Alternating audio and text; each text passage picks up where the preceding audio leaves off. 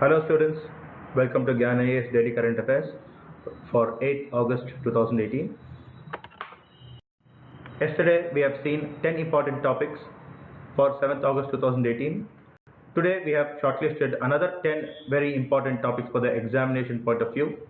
So the first question for today: consider the following statements regarding Financial Resolution and Deposit Insurance (FRDI) bill that was withdrawn by the government. Now this bill is very important in the background of non-performing assets. So all of you know what are NPAs. These are also bad loans. If any loan has not been repaid to the bank for 90 days or more, it is called as an NPA.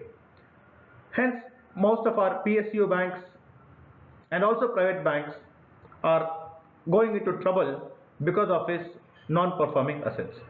So, statement 1, the FRDI bill sought to deal with the insolvency of financial service providers.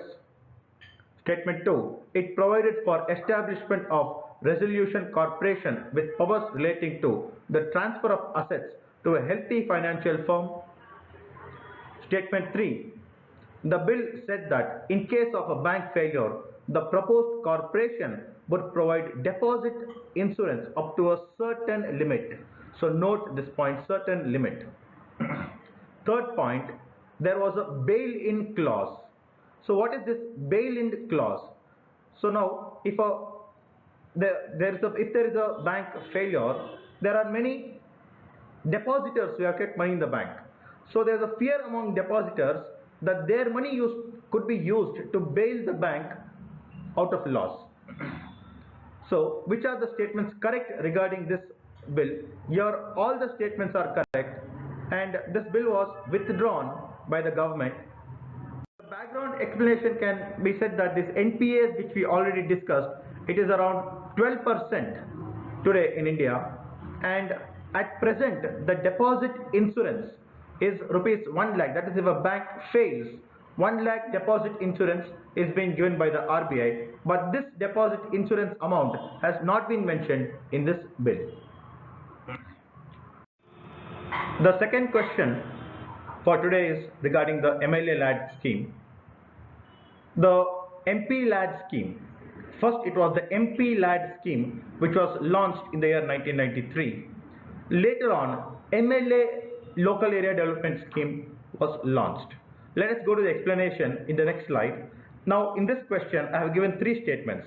First statement, under this scheme each MLA has a choice to suggest to the Deputy Commissioner of their district to the extent of allocations given from year to year to be taken up in their constituency. This is for developmental works in their constituency. Now the second statement, the central government sanctions rupees 2 crore per annum for this MLALAD scheme for each MLA.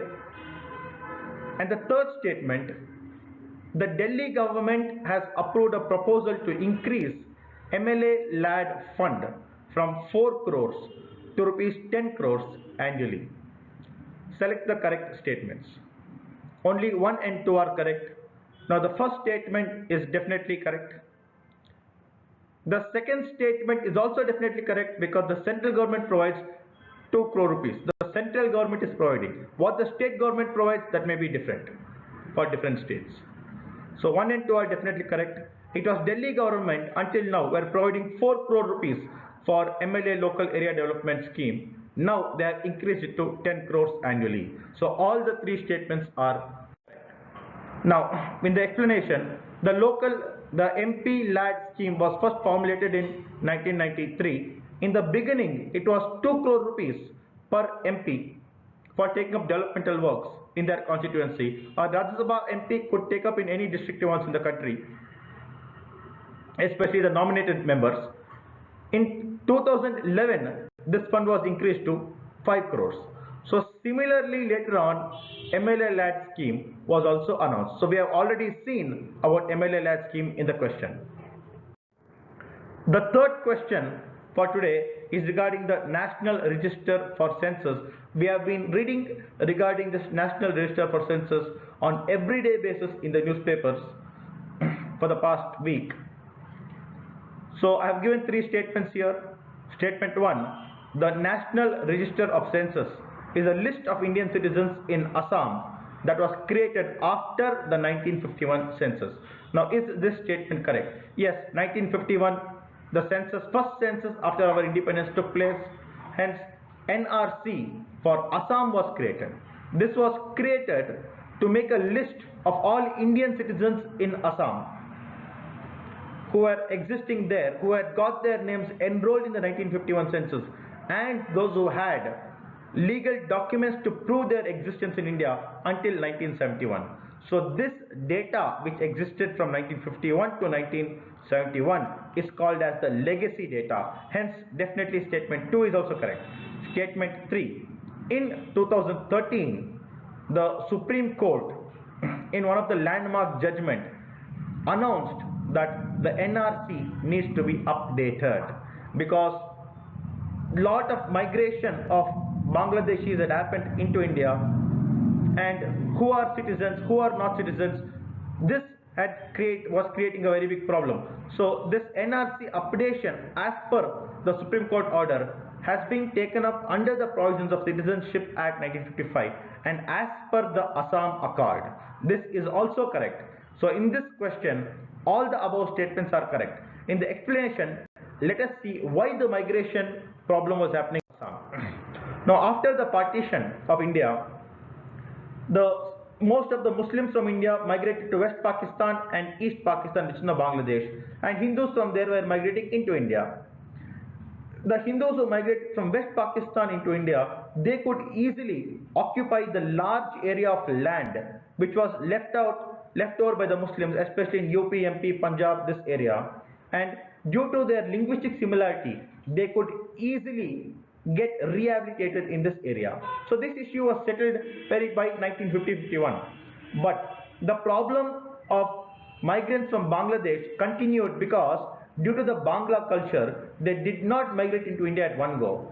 Their migration happened in batches until 1971, and after the creation of Bangladesh, more number of people started to migrate into the country.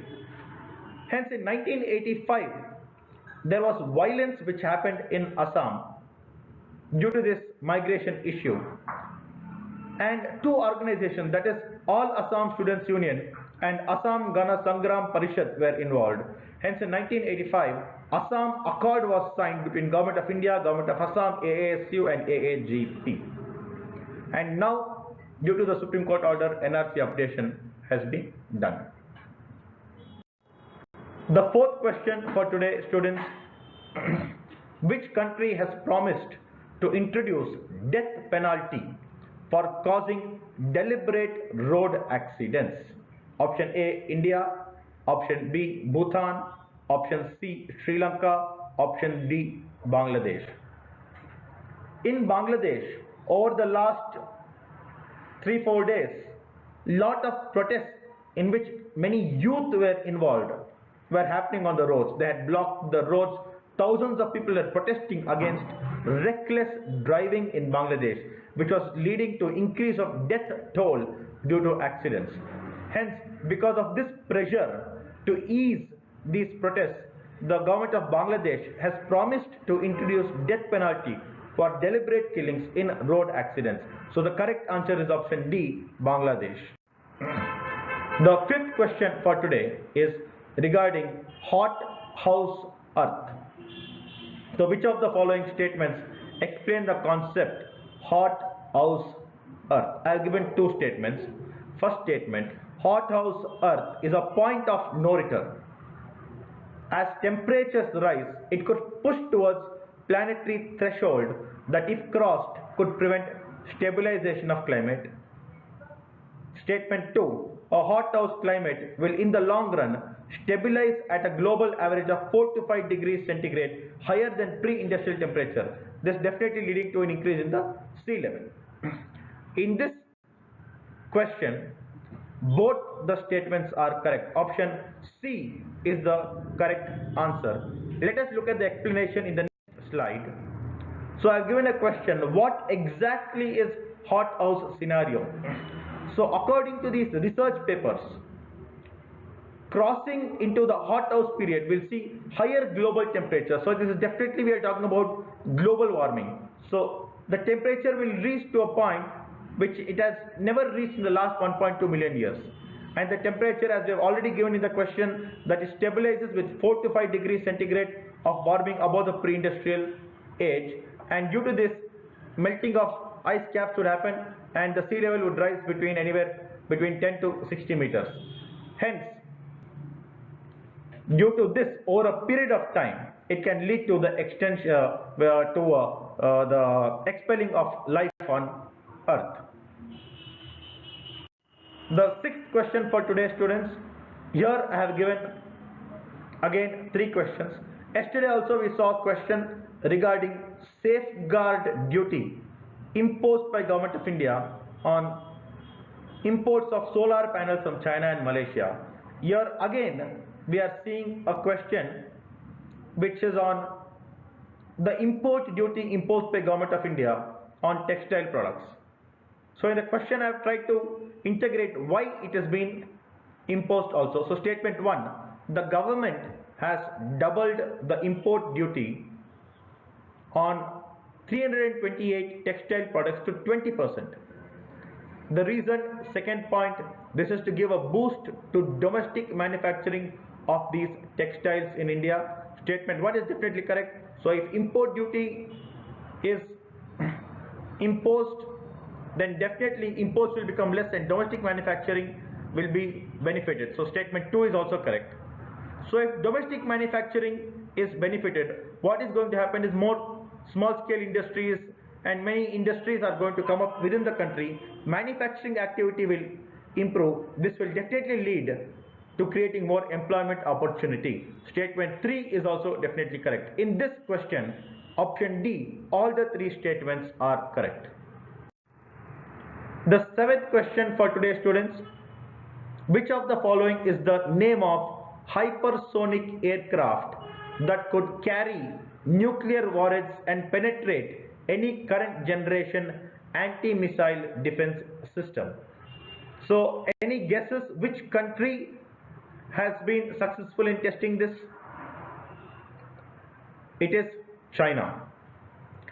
And hypersonic aircraft is any aircraft which goes above the speed of Mach 5, that is 5 times the speed of sound. Here the correct option is Starry Sky 2 or Zinc Kong 2, option A. This is a Chinese hypersonic aircraft. So students, the 8th question for today is regarding a program launched by Government of Karnataka for the Social Welfare Department and a first of its kind initiative in India. It is a 24/7 helpline for providing information pertaining to the activities and programs and redressal of grievances about the Social Welfare Department. What is this initiative known as? Option A, Kalyan Upaya. Option B, Samaj Kalyan. Option C, Kalyan Kendra. Option D, Karuna Kalyan. The correct option is answer C, Kalyan Kendra. Students, the 9th question for today is regarding the current account deficit. I have given 3 statements regarding it and we need to select the correct codes. First statement, a nation has a current account deficit if its imports is greater than the total value of those of its exports only. Statement 2, China records its first current account deficit in 20 years. Statement 3, India's present current account deficit stands at 1.3% of GDP. So the codes which I have given is option A, 1 and 3 are correct. Option B, 1 and 2 are correct. Option C, all the statements are correct. Option D, only statement 2 is correct. The correct answer is option D, only statement 2 is correct. Now before we go to the explanation, let us see why statement 1 is wrong. In statement 1, the explanation I have given that imports being greater than the value of exports, that is the correct definition of trade deficit and not current account deficit. And current account deficit not only happens due to the trade deficit. Trade deficit is one part of the current account deficit. Second option is definitely correct. And third statement, India's present current account deficit stands at 2% and not 1.3% of GDP. Now in this slide, I have given the difference between the trade deficit and current account deficit. The trade deficit, as I've already explained, it is if the imports of a country is greater than the exports of the country. If it is vice versa, if the exports are greater than imports, then we can say that the nation has a trade surplus. Whereas current account deficit is a broader term. It includes the trade deficit and is itself a part of a broader balance of payments. The balance of payments, as all of you know, is a sum of all transactions between a nation and all of its international trading partners. So therefore, current account deficit includes trade account deficit and the factor income and all financial transfers. Students, we have come to the last question of today. Consider the following statements regarding CAGI, Comptroller and Auditor General of India. First statement, Article 148 in the Indian Constitution provides for the post of Comptroller and Auditor General of India. Statement 2, the CAGI is appointed by the President for a term of 4 years or 62 years, whichever is earlier. The first statement is definitely correct. Article 148 does provide for the post of CAGI, but statement 2 is wrong. Although the CAGI is appointed by the President of India, he is appointed for a term of 6 years or 65 years, whichever is earlier. This question I have asked because the CAG has questioned a naval aircraft P-8I deal, which was signed by the previous UPA government for $2.1 billion from USA. The CAG has not only highlighted the amount, but it is also alleged that this particular American platform did not fully meet the requirements of the Indian Navy. Thank you, students. Please do subscribe and hit the like button. Let's meet tomorrow with another 10 interesting and most important topics for the examination.